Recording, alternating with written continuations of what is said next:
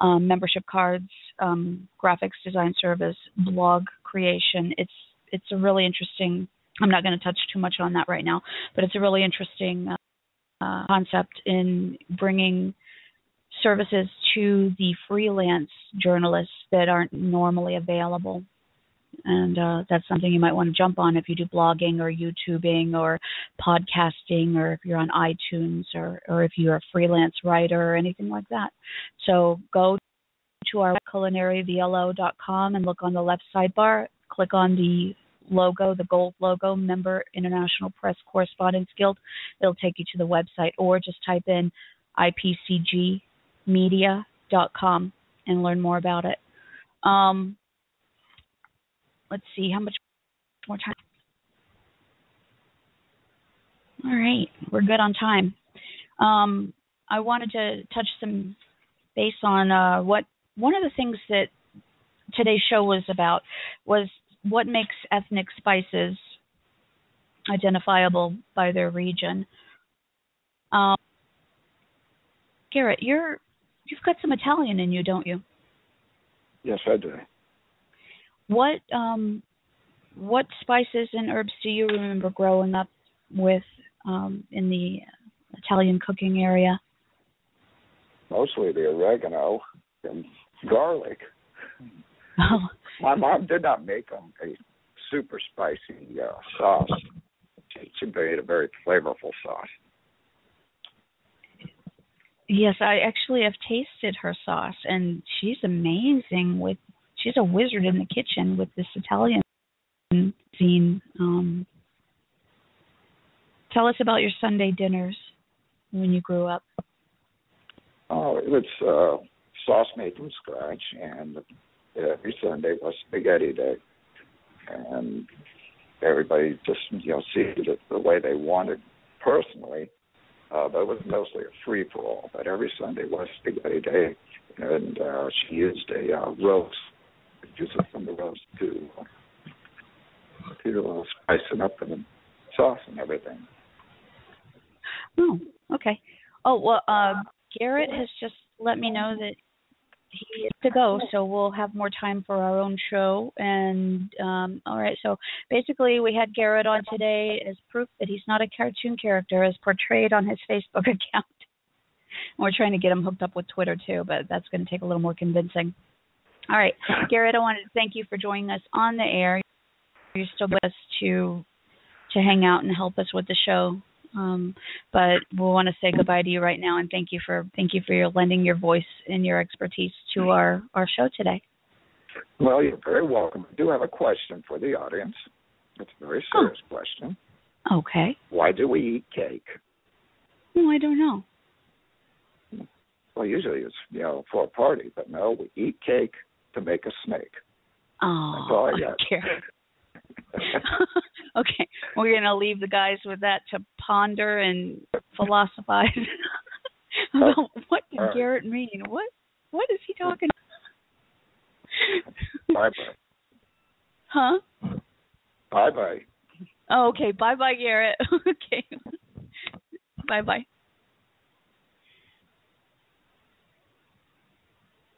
Okay, guys. All right. It's just us now. And I want to talk a little more about some ethnic spices. And let's see, China. What do we associate with Chinese cooking? Sesame, sweet and sour, garlic, soy sauce, fresh ginger. Those are typically Chinese flavors. I want to try a Greek restaurant soon. I love Greek food.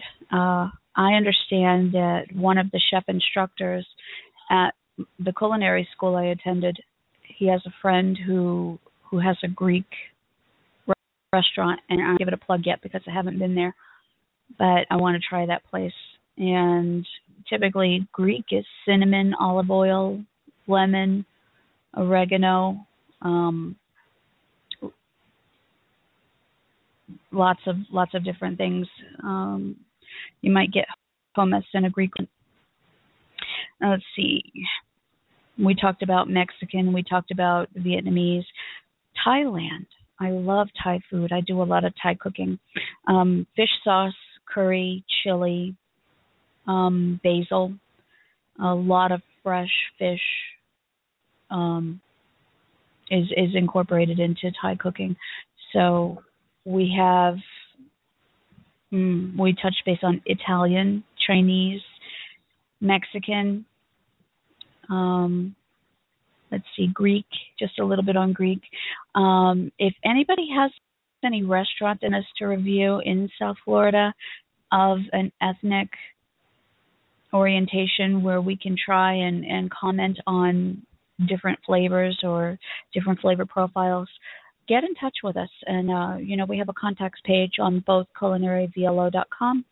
We also have a contacts page on ipcgmedia.com. So you can reach out to us and tell us about different things that you would like to see on our reviews coming up. We do restaurant reviews. I haven't been doing a whole lot of reviews lately because I've been more focused on getting the CG Media group up and going so that we can be more into the philanthropical angle and the angle with helping other journalists to find the avenues that they need in networking and helping. But I promise I will be doing a lot more reviews coming up soon, especially if you guys give me some ideas about where you want to see us. If you have charity events, let us know to put the word out there for you, at least on our avenue. Creole. Let's talk about Creole. Next Sunday, we have a show that we're going to do that's going to focus a lot on Creole flavors and culture and history. New Orleans is really big with the Creole flavors, with the culture. And when we were at Novelty last night in Wilton Manors, we were talking with Todd and Ray about New Orleans and just what a touchy that really is. And the foods and the flavors and just getting a bowl of gumbo and having a beer. And we're going to have a 1-hour show on Sunday coming up dedicated to New Orleans flavor, and where all of that from. But let's see. Let's give a definition of what Creole food is. By definition, Creole food is found in Brazil, the Caribbean, Cuba, West Indies, Mexico, the southern United States, like New Orleans. New Orleans is a big melting pot. I'm not going to talk too much about this because we're doing a big show on Sunday about it. But it's very generally spicy, a lot of pork, a lot of salted, smoked foods. And it has heavy influences from all over the world. A lot of people in historic New Orleans just flocked to that region and kind of melded their different flavors together to create a cuisine completely unique to that region, to New Orleans. So we're going to talk a lot about that. But one of the flavors that I love when I eat Creole or Cajun food is the spice. We identify cayenne a lot with Creole food. Also Haitian food, very tasty, very flavorful. And that is one of the cuisines that I love, and probably because it reminisces of New Orleans. And you guys know I've talked about New Orleans before. I love that city. Never chewed me up and spit me out at all. It was just a great place to visit. Let's see, what else can I talk to you about? I think we did a show on liqueurs. We might do that. I'm thumbing through a book, getting ideas. We're going to do a brandy show, brandy, liqueurs, rum, and how to use those things in cooking. I wanted to go to Santa Fe for a minute and based on something with you. I'm looking through a book that was given to me by Chef Rona of the Atlantic Technical College School of Culinary Arts. And there's this one thing that I read in there. Food is the centerpiece of celebrations. Feasts mark a time of plenty, a communal celebration. Friends, family come together in nature's bounty to commemorate collective histories and traditions.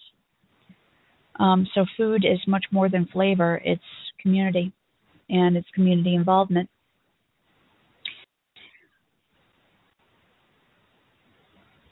Okay, guys, I wanted to make you aware of something real quick. I just saw on my panel, on my switchboard, if a number comes up that is unidentifiable, or it comes up a list of all ones, I will not take that call. I do apologize for that. It'd be a real phone number that we can contact you again if we need to. We received a prank call last week, and it was from one of those strange numbers that we weren't able to identify or trace. So we're not going to do that again. I do as a courtesy to everybody that I'm going to do a call-in without monitoring or pre-screening the callers that call in. We do just take callers, but we won't take a caller that we think is going to just want to play with us on the air. And I just hung up someone on the switchboard just now who came through with a number like that. And I'm not playing those games. So we're just trying to get good words out. And, you know, if anyone wants to use their time for joking or fun of something, they have other avenues that they can use. They don't need to use our show for that. So you know who you are. I'm just going to ask you to not do that again. And to everybody else, thank you for joining us. Thank you for listening.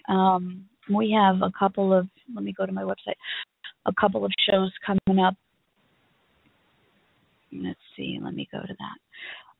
And I invite legitimate callers to give us a shout out and ring to talk to us about different things that we have on upcoming shows, or even give us ideas about upcoming shows. Tuesday, the show is Paleo, Ketogenic, and Gluten-Free. What are these new food trends? To some of us, it's a new food trend. To others, there's a physical health reason why they are doing these. And I want to receive calls about these different trends and people that are actually doing it, and what it means to them, and whether or not it affects a restaurant's ability to produce food when different guests are always asking for gluten-free foods or paleo or whatever. Does it really affect a restaurant's ability to produce? On Thursday, we're going to do a show on 10/1, and I do believe we are going to have a guest. I'm friends with several chefs on Twitter and on Facebook, and one of our guest chefs is going to be doing a call-in on that day. I'm going to wait until Tuesday to announce who it is that's going to be doing that call-in with us. But the Thursday show is thinking outside of the box and making your food from scratch. The benefits of doing your own cooking and knowing what you put in your food.